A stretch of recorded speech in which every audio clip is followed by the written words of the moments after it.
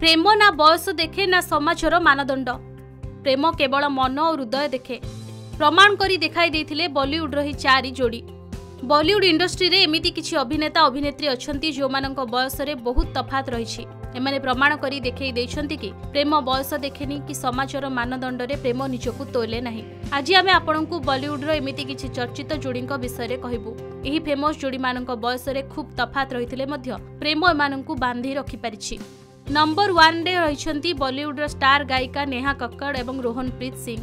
बॉलीवुड रही चर्चित सिंगर जोड़ीक बयस रे 7 वर्षर तफात रहिछि।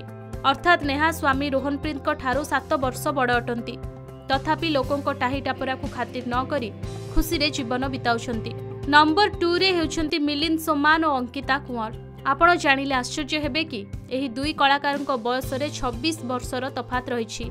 विवाह बेले मिलिंद को 55 वर्ष बयस होइतबा बेले अंकिता मात्र 29 वर्ष बयसर थिले। नंबर 3 रे रहिछंती बॉलीवुड रो नवाब सैफ अली खान और लोकप्रिय अभिनेत्री करीना कपूर। बॉलीवुड रही प्रसिद्ध कलाकार जोड़ी 2012 रे विवाह करथिले। एही दुई स्टार को बयस रे 10 वर्षर फरक रहिछि, जहाकु नै सेतेबेले एमानंकु खूब ट्रोल करा जायथिला।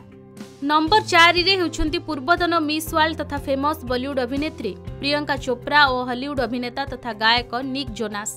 प्रियंका निक जोनास को ठारू 10 वर्ष बड़ अटंती।